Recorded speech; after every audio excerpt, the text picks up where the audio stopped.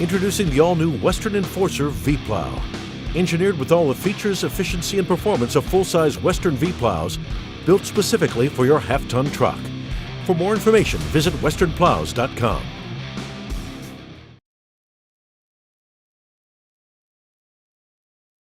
Provide a mini weather station to give you a tailored forecast to those particular locations so you know where and when and what to do in those parts of town. You know there's 2 or 3 or 4 or 5 different ways that people can experience tremendous value having a technology like this.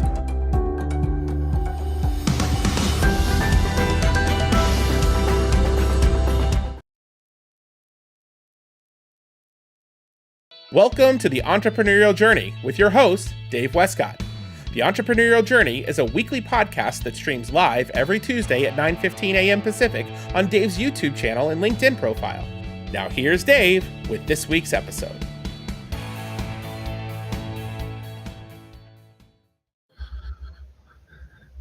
Good morning and welcome to the Entrepreneurial Journey. It is a beautiful, crisp, cold morning, and I am lucky enough to have guest Blake Brannon, General Manager of Hartford Truck, on the show with me this morning. Good morning, Blake. Good morning. Thanks for having me. I guess it's not morning in Hartford, is it? No, a little bit afternoon now. We're cutting into lunchtime right now. That's what's going on. We're cutting into a salami sandwich or something. Right. If I start eating, just ignore it. That can always be a pet peeve of some people. Some people hate it when they're eating on a call, and some people just mow right through it. They just have not a care in the world. Always a tough call for me when someone's mowing down and I can barely understand them. I don't know how you feel about that, but it gets a little wild. There's a mute button for a reason. There you go. There's a mute button for a reason. So Hartford Truck, just, what a great company. I was just doing some exploration on the website, and I love that I saw the big pink Fisher plow on inside your shop in the showroom floor there. What does the pink plow signify? So Fisher, a few years back, started sponsoring or raising money for breast cancer awareness. And I think they started with just a lift arm on the plow. And then they moved into basically having an entire powder-coated pink plow. So during the entire month of October, we basically have it on display. Actually, I think we still have it on display. And it's available for sale. A lot of people buy it, to basically support the cause. They either had someone that was diagnosed with breast cancer, survived breast cancer, whatever it is. So it's nice when you see a big pink V-plow coming down the road. That's actually a really cool thing. And you know what? I think it's awesome when companies stand for something, when they're able to give back to a cause, when they're able to, help people dealing with any kind of cancer, especially breast cancer, but any kind of cancer is so traumatic on the individuals going through it. And it's such a horrific experience. So what I love partnering and working with companies that have a noble cause behind their efforts, that focus on something bigger than themselves, that say, hey, we're not just about plowing snow or making equipment, but we're trying to make the world a better place. I think that is such a huge thing that I love. And so you guys are a proponent of that as well. So you've got the big plow on display. People are having fun with it. Some people are purchasing it. What else can they do as far as do you know anything else? And maybe you don't know. I don't know. Maybe do you know anything else they can do with that give back or that breast cancer awareness? On the Fisher side, no, I don't think. I think that's their big push for that. I don't know what else they do. But I mean, we obviously put it out there. We try matching any donations because you can also donate at the same time. Oh wow! Yeah, I mean it's October breast cancer awareness, but we try to do it throughout the year. Oh, that's awesome! And so you guys actually match donations. Correct. Wow, that is amazing, Blake. That's awesome. Hats off to you. One of the things that I've learned in this business and being in business, for many years, is that having amazing suppliers that have your back is really what makes a business successful. That is so critical. I was just looking over some of the numbers, and it looks like over the past 10 years, you guys have grown like 225%. I cannot imagine that is by accident. I have to imagine that you guys are committed to a world-class experience, for the people who purchase equipment from you. Tell us a little bit about how you guys look at it from a supplier side of things. Sure. So, I mean, we are actually kind of like the last stop when you're upfitting a truck. So you will have the trucks brought to us with no equipment on it at all. We'll put dump bodies, service bodies, platforms, plows, sanders, emergency lights, anything you can do to a truck. And we pride ourselves on having a quality product. We always have. I mean, we've had vendors come knock on our door saying, hey, you sell our product. And if it's not a quality product, we're not going to take it on. So we are always looking for the products that speak to us, that are, tried and true, that have good customer support behind them, warranties, whatever it is. So we try to engage those suppliers. On top of it, we stand behind what we do. So we have a lifetime warranty for our workmanship. Because none of us are perfect. There's going to be days that, something doesn't go quite right. But if it comes in and it needs work, we're going to work on it. When it comes to these trucks, they're customers' livelihoods. Like that's their, they need the truck to do the job, to plow that storm, to go fix that, water heater, whatever it is that they need it for. We got to be there for them. Did I hear you right? You said a lifetime warranty on the labor? Yep, on ours. Yep, that's correct. How do you do that? We don't have that many mistakes, so it works out pretty well. But no, I mean, when it really comes down to it, I mean, it's there's our workmanship, right? So if our weld cracks, if our electrical fails because we didn't shrink wrap it correctly, we're going to stand behind that. And we'll stand behind any of the vendors' warranties too. Usually it's not lifetime, but we'll stand behind that as much as we can.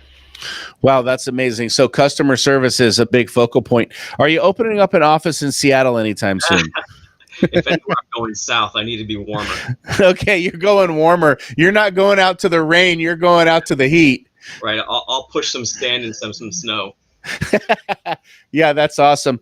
I wish that all the suppliers that we worked with had that lifetime warranty, because I'll tell you that, in this business, if something goes down, most of the time it's, oh, yeah, that's going to cost you more. That's going to cost you more. Oh, you didn't fill it with hydraulic fluid. Oh, that's going to cost you. Or the hydraulic line broke on day one. Oh, that's going to cost.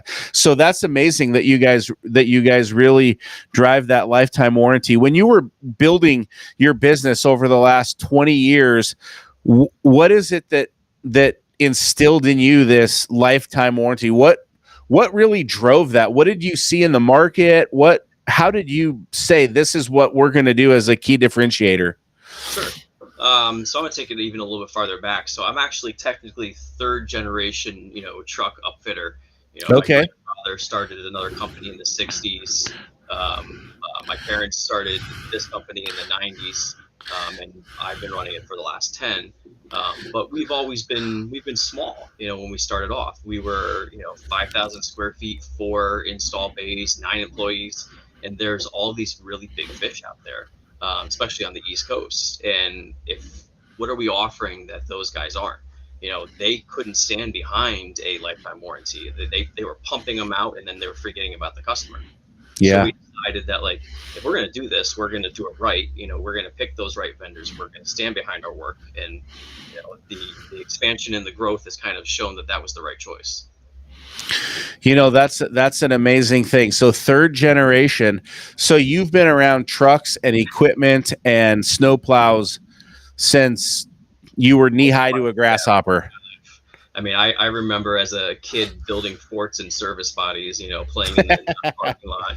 I remember putting decals on the side of like telephone bucket trucks as a kid, as like 10 years old. So my parents used it pretty well, and the rest is kind of history. Yeah, that's pretty cool. You're a family man too. You got a couple of kids. Are they going to be in this business too? Is this thing going fourth generation? who knows, right? So it's funny because I remember telling my parents way back in the day, no, I don't want anything to do with this. I'm an accountant by education. I was happy in my cubicle, and next thing you know, I'm running a business. I would not have it any other way. Huh. My assumption is, well, my parents never really gave anything to me, right? You think about, oh, that's just, he just started working there because he was the kid. Like, no, like they didn't want me working here. They forced me to go get jobs. They forced me to go get an education. And it wasn't until I needed to come back that I came back. So I will probably do the same thing with my kids. I'll probably say, go drive your passion, whatever you want to do, and if it this speaks to you, we'll have a conversation. We'll see what happens. Yeah, that's amazing, Blake. I absolutely love that. So did I hear you right when you said you were an accountant? Yeah, I guess I still am.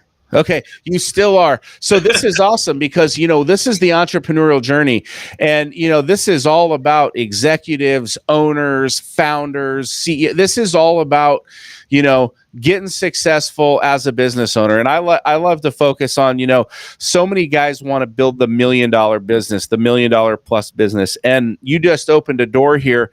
Being an accountant, coming into business from that standpoint. How do you look at financials? How do you look at numbers? What importance do you put on that in your business today? I think most of my decisions are very number and data driven, or at least I'll start there. So, if, for example, anytime we're looking at expansion, I'll look at, okay, are we turning away business because we're too busy? Where's our profit margins at? Can we change it? So I'll start there. I mean, I have spreadsheets galore. Some people hate them, I love them. And then from there, I'll look at, okay, now how does this affect our customer? Or, how is the customer experience being affected positively or negatively based on what we're doing? So it's, I'm looking at numbers every day. It's Yeah. one of the things, I guess it's second nature at this point. You're looking at your numbers every single day. Yep. And most entrepreneurs hate to look at them every month. Yeah.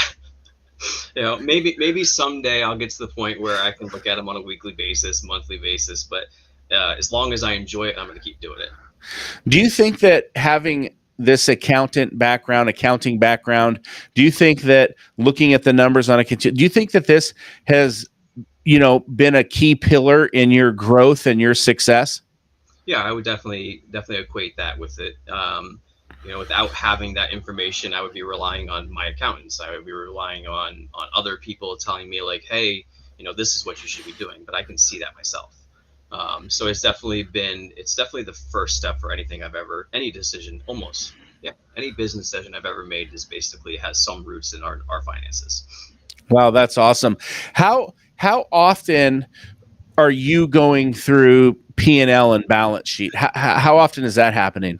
I honestly want to say every day. I scan. Every day. Yeah, I'm looking at previous year comparisons. I'm checking balance sheets. I'm making sure our inventory levels are where it needed to be, where our profit margin is. I mean, I do. I enjoy it, so I look at it.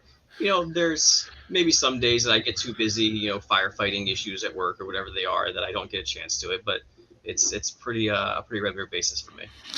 Wow. Can you ever remember a time where you caught something catastrophic or you grabbed something from your P&L or your balance sheet or just in your financial acumen that could have been catastrophic for the business had you not got it or you had not foreseen it? Or are you just so into the financials that wouldn't even happen because you know them like the back of your hand? Yeah, I mean, it's probably the latter. I mean, most of the stuff I'm catching, is, increases year over year. Like, does this increase make sense? Like, should we be spending this much more on welding supplies? What's the reason behind it? So I'm always digging into things like that. So I don't think anything's ever been so out of whack that I didn't notice.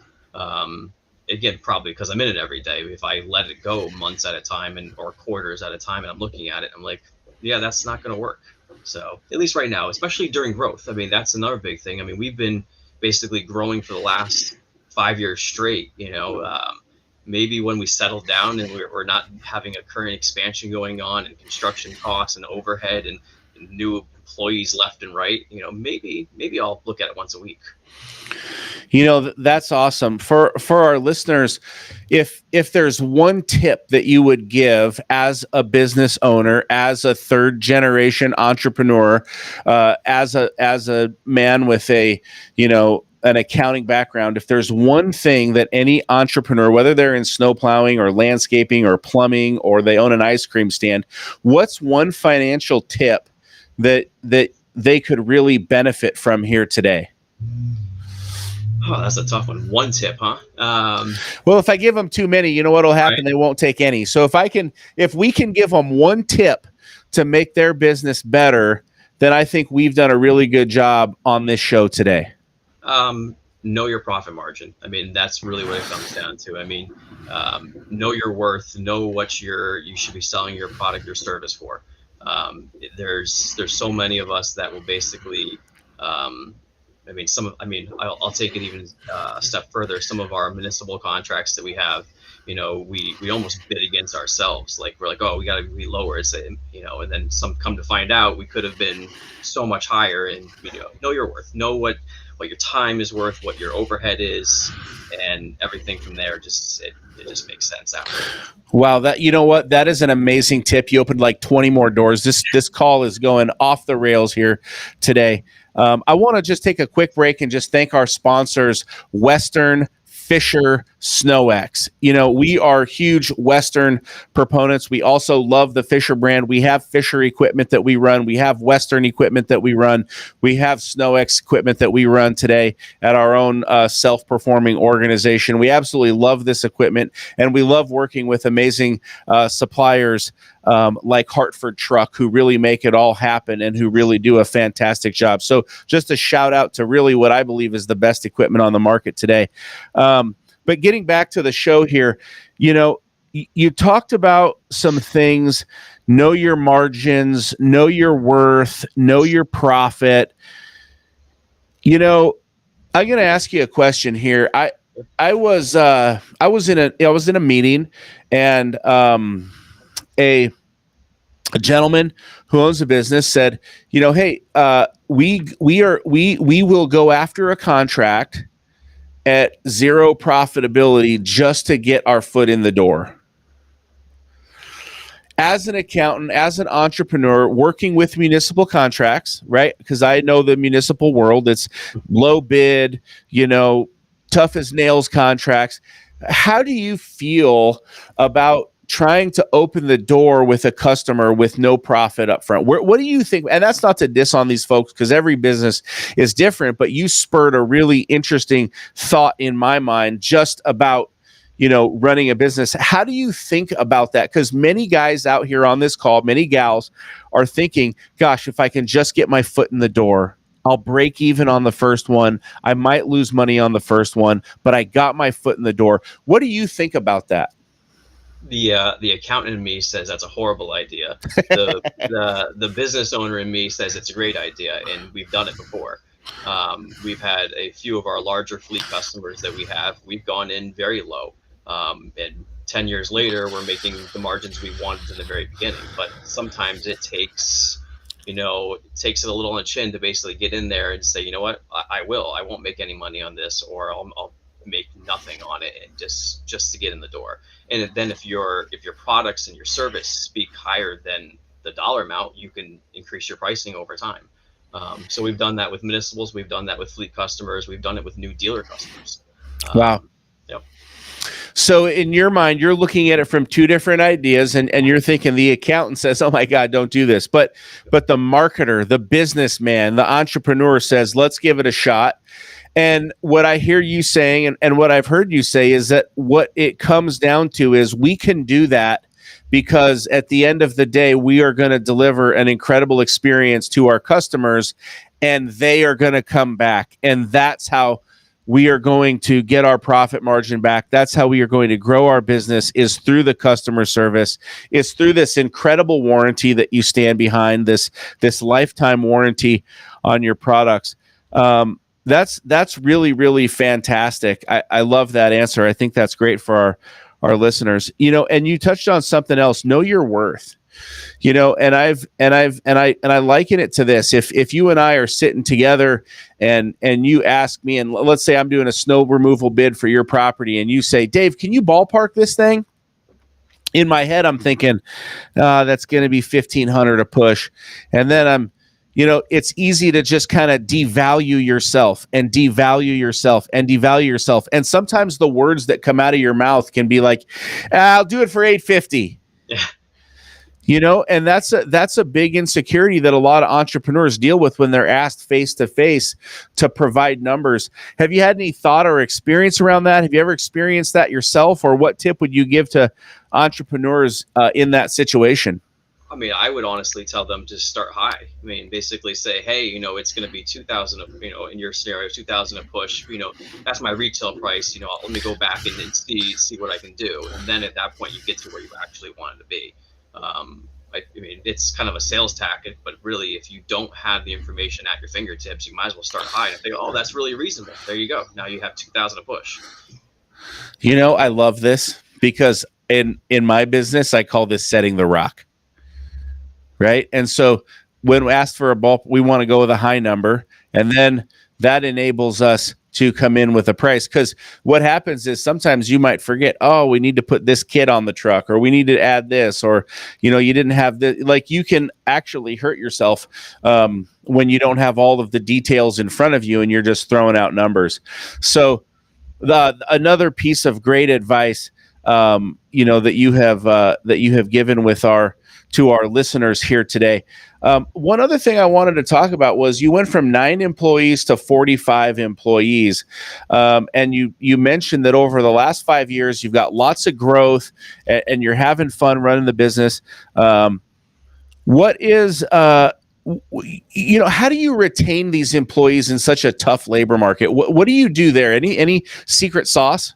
Yeah. So we have a great team. I mean, that's really what it comes down to. I think, getting the employees in the first part is the hard part, and it's actually, to me, it seems like it's been a little bit easier during times of growth, because we're pitching to these people that we're expanding, we're growing. The opportunities, like, you may come in as an admin or a coordinator of some kind, but you could grow into a manager. So there's a lot of that coming into it right off the bat. Once they're here, it's our culture. I mean, we work hard, we play hard. It sounds kind of corny and cliche, but we do. We do a lot of employee engagement activities. We literally shut down and have field days once a year. Last Wow. year we shut down, went to the casino. The year before we went to the beach. We do events, and we're closing early on the day before Thanksgiving, and basically having a big Friendsgiving feast. I'm always trying to keep that family feel, because obviously we started off as a family business. We still are a family business, but the growth from 9 employees to 45, it's very hard. I mean, we're not as close knit as we used to be, but we're still driving that whole thought down. Like, this is family. You're here more than with your regular family. And Yeah. I like to do. I love this. I love the Friendsgiving idea. So if I worked for you, we'd have this on Wednesday, day before, there's a Friendsgiving, and we're hanging out, and people, what is it, potluck style, or? Yeah, exactly. We supply the meat, and everyone else brings all the sides. Okay. What's your favorite side? Yeah, I love cranberry sauce, and like the bad kind from the can. I love the bad kind from the can too, man. So when you guys have Thanksgiving, what is included in the Thanksgiving meal? The sign up sheet right now is so long I couldn't even tell you. I mean, I've got some sides that I've never heard of coming, and I'm very excited to try them. Okay. Is there anybody in the office who makes the best side? I'm not going to say that because they're going to watch this afterwards. So I'm just going to love them all equally.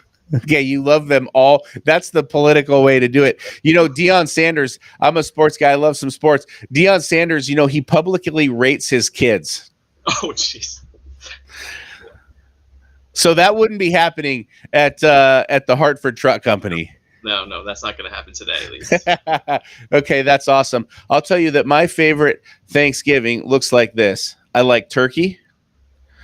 I like the turkey in a deep fryer. I'm a big fan of the deep fryer. I like mashed potatoes with gravy. I like stuffing. I like cranberries, and I like green bean casserole. That sounds pretty good. That's how I like to do it. If I eat just those things, I'm perfectly happy. I know there's many different meals that are made around Thanksgiving, but that's my particular favorite. What do you guys do at your house for Thanksgiving? What items are on the table there? Yeah, it's basically exactly what you just said. I mean, those are the staples. And I don't think there's anything else. I think you hit them all. That's All what right. I do at home. So Perfection. Yep. So you guys put on a lot of Fisher equipment. Talk to us a little bit about the quality. What is it that speaks to you about Fisher? Why do you represent that brand? Sure. So, I mean, we've been a Fisher distributor probably for 25, 26 years. It was the first one of the first product lines we started with our food truck with, and we've always liked their quality. They've always stand behind their product. They have great customer service. Anytime that we've had an issue at all, we call them up. We have an answer. We have the parts. It's been a great company to deal with. I've had other plow manufacturers over the years, and I always come back to DD. So right now we have Fisher and SnowX. I don't really need anything else. They basically cover all my bases, and we're in Fisher Nation, really, when it comes down to. I mean, we're one of the largest Fisher distributors in New England, and even if I wanted to sell another product, I probably couldn't because we've put so many of them out there at this point. That's awesome. I love that Fisher Nation thing. That's pretty cool. You know what? I was thinking about doing this morning. This is going to sound a little bit off the chain wild to you, but I've got this burn barrel because I live on a ranch, and it's just a burn barrel, and I was thinking about shooting a video of all of the other suppliers that I've used. I won't mention any of their names, but I was thinking about using like a couple of hats and some shirts, and I was thinking about taking them and then just throwing them in the fire and shooting a video of it, and then saying the only brands I use are Western, Fisher, and SnowX. I was wondering, is that going to get a lot of likes? Am I going to get hated on? I don't know what's going to happen there, but I was thinking about having some fun with it. Yeah, I mean, it's you're definitely gonna polarize some people, that's for sure. Go for it. It is what it is. I mean, if you are a diehard DD fan, you're not going to go anywhere else. I mean, so it doesn't matter what they all think, right? Yeah, Dungeons and Dragons. I know a lot of people play that. Ralph plays Dungeons and Dragons, don't you, Ralph? I do play Dungeons and Dragons, yes. Ralph plays Dungeons and Dragons. Ralph is our behind-the-scenes man on the camera. The DD, Douglas Dynamics is DD. As you can tell, we like to have a lot of fun. I like to have a lot of fun. Life is short. One thing that always really interests me when I meet with entrepreneurs is going from one physical location to the second physical location. This always seems to be a trouble spot for owners, where they branch out somewhere, where their eyes aren't on the product, their eyes aren't in the business all the time. It looks like expansion in 2017. How do you manage two separate locations? What is your tip to doing that? Well, so the 2017 expansion for us, it was basically moving from a smaller location to a bigger location. So we are still one location. Okay. So it was a nice move for us because we were basically, like I said earlier, we were turning away business because we were too busy. So that expansion allowed us to basically triple in size and get more techs in the door, get more salespeople out the door. So that stayed on basically one piece of property, and they were adjacent to each other too. So I still own the other property. We still utilize that like for warehouse space, etc. We're actually in the middle of expansion right now. Been going on for almost 2 years. It's been a long trip. We're almost done. I think by Christmas we should be complete with it. So it's the first time we're actually going to have a separate location, but still on the same piece of property. So we will have offices in 2 different places. We will have equipment in different places. So I'll let you know how that goes. But yeah. Right now it's close enough that I can see it, so it shouldn't be too bad. So you've basically got the Brannan compound. Yeah, I think we have like 24 acres now in total. When we started back in '94, like .4. So I mean, it's huge now. And you own the real estate that you're on, or you lease it? I lease it to myself. Awesome. This is a tip that I always share with owners. It's awesome to buy the land that you're on. Why pay somebody else's mortgage payment? Was that a strategic decision for your family, or was that you coming in as an accountant, or why did you guys do that? No, that was in place prior to me, but I've basically continued the trend. So we've bought 3 or 4 properties since then, all with an LLC, and then we turn around and basically rent it back to ourselves. You guys are very savvy business people. I can tell. Like these are great things to do. Like I never want to pay anybody else's mortgage payment. I want to own the ground, and then if I move from there, I can lease it, or I can sell it, or I can, real estate. There's only so much land, right? We're only having so much property. So, just great business stuff there. As we start to bring this thing in for a landing here, we've had absolutely fantastic call. What tip would you leave for our entrepreneurs today? I know that you left, what I thought was just an awesome, know your profit, know your margins, know your worth. I thought that was awesome from the accounting side. From the business side, what other tip would you leave? Don't do it. No. In all seriousness, I mean, know why you're doing it. I mean, if you have obviously you have an existing business and you're looking to expand, what's the reason you're expanding? Are you expanding because you just want more money? Maybe it'll work, but in the long runs, no, it's for the customer, it's for your end user. It's and if you're doing it right, you're going to increase your bottom line anyway. Yeah, that's awesome. The don't do it line is actually kind of a powerful line too. It's true because 75% of businesses are not, whether it's through acquisition, closure, failure, whatever, are gone after 15 years. So that's a great tip too, though. Think about what you're doing. Think about why you're getting into business. Think about the risks, the pros and the cons. And just like, Blake shared with us here today, like know your numbers, be involved in your numbers, know your numbers day in and day out, manage your cash flow. Those things are absolutely critical, to your success in business. And it doesn't happen without those things. And listen, here's the deal. If you are up in the Northeast and you are looking for an awesome company to work with, if you are looking to have your truck upfit, then this is the company to work with. And upfit, just in case you don't know what that means, is if you were to buy a truck and it's just a cab and chassis and there's no bed on it and there's nothing, it's not built out, it's not designed the way you want it or the way they're going to supply that service, from a utility bed to a flatbed box to a dump kit. I'm guessing you do all of that service, correct? We do all of that. Yep. All that. So that's basically what that means, putting it in, putting the snowplow on. And actually there's some huge advantages to do this. So if you go to the dealer and you buy the truck and then you send it to Hartford Truck as part of the package, they can upfit the truck with all of the stuff that you want. And the dealership will pay that fee, or the Ford or Chevy or whoever will pay that fee, and then they'll wrap that into your loan. So it's actually a nice way sometimes to manage your financing and your leasing. And that way you're not, dealing with multiple different parties, one for a bed, one for a spreader, one for a snowplow, one for extra lights. Like you don't have these 4 different entities you're working with. Is that correct in how we look at that? So it's a huge benefit. Yep. We do that all day long, every day. I mean, all day long. The most of our customers are dealers, but it's obviously going down to the end users. They're basically going to the dealership and saying, I want that Ford chassis there, but I want a service body and a plow on it. And then the Ford dealership brings it to us, and it gets all up into your financing. And that is an awesome way to do it. Because the other thing that I find is if you have a good fleet program, you're typically going to get a better interest rate, from your Ford or Chevy or Ram or whoever dealer than, you are if you go directly to a manufacturer of the product. So it's a great way to get them put on. Listen, Hartford Truck, they are an awesome company, lifetime warranty, absolutely fabulous call. Blake, it's been an honor and a privilege to have you on this call today. Thank you so much for your time.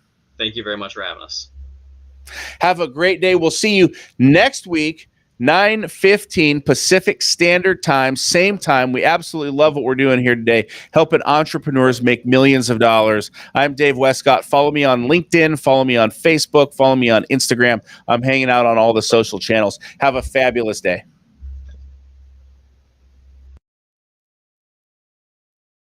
Provide a mini weather station to give you a tailored forecast to those particular locations so you know where and when and what to do in those parts of town. You know there's 2 or 3 or 4 or 5 different ways that people can experience tremendous value having a technology like this.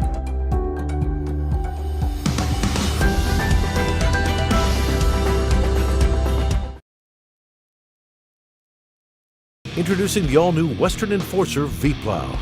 Engineered with all the features, efficiency, and performance of full-size Western V-Plows, built specifically for your half-ton truck. For more information, visit westernplows.com.